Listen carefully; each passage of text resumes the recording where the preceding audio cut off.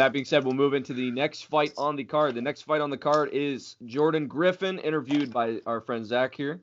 And Wildest Youssef, Gambito. Yes. Youssef Zalal in this one.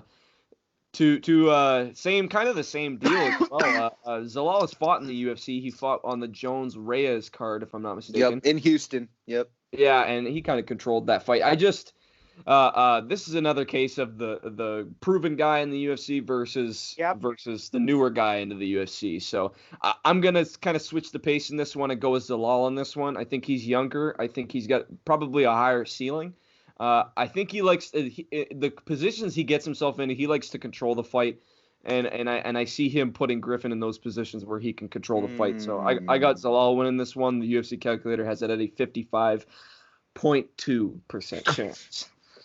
So I'm a big Jordan Griffin fan. I talked to the guy, but I just don't think I can pick him here. Jordan Griffin has one path of victory to this fight, and it's his submission game. His submissions are very good, but his submission game is only especially good from the bottom. He does not have a good top submission game.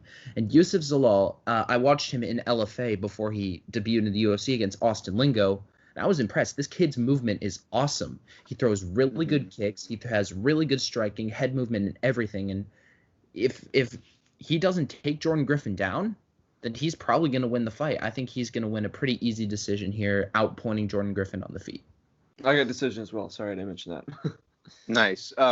I've got Jordan Griffin. I think usually I don't take into account, like, usually I pick the guy who's less experienced because of the potential factor, and potential's probably the greatest stat in my book. But I've got Jordan Griffin. His experience is through the roof compared to this guy. He's got more submission victories than Homeboy has wins, and he's got more finishes than Youssef has total fights.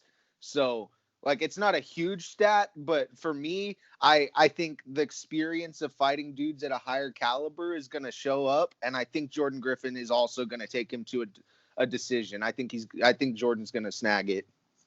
I'm sorry, I have one more thing to add. I was talking to Jordan Griffin. This is the second time he's going to cut weight within just a couple weeks.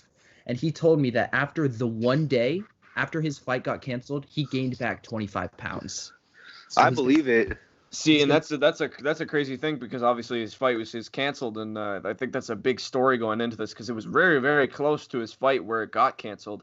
Another thing is what people always mention, at least in recently since it happened, is Ferguson trying to make weight for when Khabib and him were supposed to fight, and then getting back up and then going back down. People say, like, oh, why would you do that? That kind of really changed his game.